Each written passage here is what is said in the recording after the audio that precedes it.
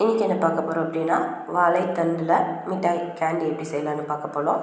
இதுவும் வந்து dried candy தான். ஃபஸ்ட்டு 1 கிலோ வாழைத்தண்டு வந்து எடுத்துகிட்டு வந்து வெளியே இருக்க லேயரை ரிமூவ் பண்ணிவிட்டு இந்த சென்டர் லேயர் தண்டை வந்து ரவுண்டாக இங்கே கட் பண்ணியிருக்கிறோம். ஈஸி ப்ராசஸ்க்காக நம்ம எப்படி செய்யலாம் அப்படின்னா, இந்த பப்பாயா கட் பண்ணுவோம் இல்லைங்களா, டியூட்டி ஃப்ரூட்டிக்காக, அந்த மாதிரி க்யூப்ஸ் ஆட்டாக கட் பண்ணிவிட்டு கேண்டி வந்து நம்ம சேல்ஸ்க்கு யூஸ் பண்ணிக்கலாம். இது வந்து வீட்டு யூஸ்க்குன்னு காட்டி நம்ம ரஃப் ஷேப் தான் வச்சுருக்கோம். நீங்கள் வந்து டியூட்டி ஃப்ரூட்டி ஆட்டா ஷேப்ஸ் வந்து கட் பண்ணிவிட்டு maybe you can add like tutti frutti மாதிரி கலர்ஸ் வந்து நீங்கள் ஆட் பண்ணிவிட்டு சேல்ஸ் கமர்ஷியல் பர்பஸ்க்கு வந்து நீங்கள் யூஸ் பண்ணிக்கலாம். இப்போ வந்து நம்மளுடைய வாழைத்தண்டை வந்து கட் பண்ணிவிட்டு அதில் இருக்க நாரை வந்து எடுத்துகிட்டு தண்ணியில் தான் போட்டு வச்சுருக்குறோம். அது வந்து இப்போது ஸ்டீமிங் பண்ண போகிறோம், பிளான்ச்சிங்.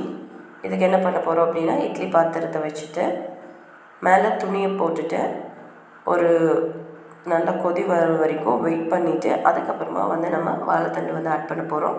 இங்கே டேரெக்டாக இட்லி பாத்திரம் இருக்குங்காட்டி இட்லி பாத்திரத்தில் வந்து முதல்ல தண்ணி ஊற்றி நல்லா கொதிக்க விட்டுருக்கோம்.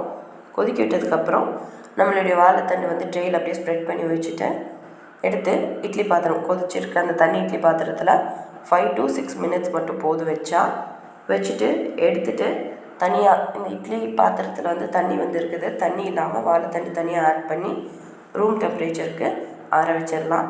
இதுக்கிடையில் வந்து நம்ம சுகர் சிரப் ரெடி பண்ண போகிறோம்.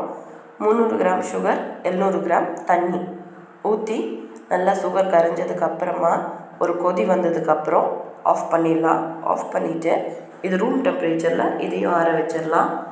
சுகர் சிரப் ஆறுனதுக்கப்புறமா நம்மளுடைய ஆறின வாழைத்தண்டு போட்டு டிப் பண்ணி மிக்ஸ் பண்ணி தனியாக எடுத்து வச்சிடலாம்.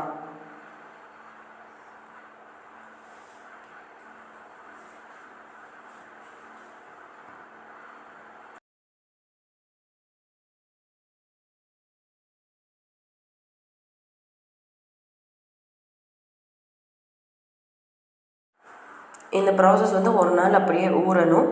அடுத்த நாள் வந்து இந்த வாழைத்தண்டு வந்து தனியாக எடுத்துகிட்டு இதே சுகர் சிரப்பில் ஒரு கை அளவுக்கு சுகர் இல்லாட்டி 50 கிராம் சுகர் மெஷர் பண்ணி எடுத்துகிட்டு இந்த சிரப்பில் டைரெக்டாக சர்க்கரையை கொட்டி திரும்பவும் பாயில் பண்ணணும். அடுப்பை பற்ற வச்சு பாயில் பண்ணி நல்லா சர்க்கரை கரைஞ்சதுக்கப்புறம் ஒரு பாயில் கொதி வந்ததுக்கப்புறம் ஆஃப் பண்ணிவிட்டு ரூம் டெம்பரேச்சர் வரைக்கும் ஆற வச்சுருங்க. ஆறுனதுக்கப்புறமா நம்ம எடுத்து வச்சுருந்த இந்த வாழைத்தண்டை திரும்ப உள்ளே போட்டு நல்லா மிக்ஸ் பண்ணி விட்டுட்டு க்ளோஸ் பண்ணி வச்சுருங்க. திரும்ப நெக்ஸ்ட் டே வந்து இதே ஸ்டெப் ஃபாலோ பண்ணணும். ஒரு நாள் நீங்கள் விட்டாலுமே வந்து ஃபங்கஸ் ஃபார்ம் ஆகிடும். ஸோ 5 நாளைக்கு தொடர்ந்து இதை நீங்கள் பண்ணிகிட்டே இருக்கணும். ஒவ்வொரு நாளைக்கும் 50 கிராம் சுகரை வந்து எக்ஸ்ட்ரா ஆட் பண்ணி பாயில் பண்ணணும். 5 நாளுக்கு அப்புறமா அந்த வாழைத்தண்டு எல்லாம் எடுத்து வச்சுட்டு நல்லா சக்கரை பாவு தண்ணி வடிஞ்சதுக்கப்புறம் ட்ரேயில் வந்து ஸ்ப்ரெட் பண்ணி வச்சுட்டு நிலையிலேயே காய வச்சு எடுத்துக்கோங்க. இப்போ குயிக் ப்ராசஸ்க்காக சோலார் ட்ரையெல்லாம் வந்து வச்சு எடுத்துகிட்டு வந்திருக்கிறோம். சோலார் ட்ரை இல்லைன்னா நிலையிலேயே வச்சு காய வச்சு எடுத்து ஸ்டோர் பண்ணிக்கலாம். அவ்வளோதாங்க, நம்ம dried banana stem candy ready.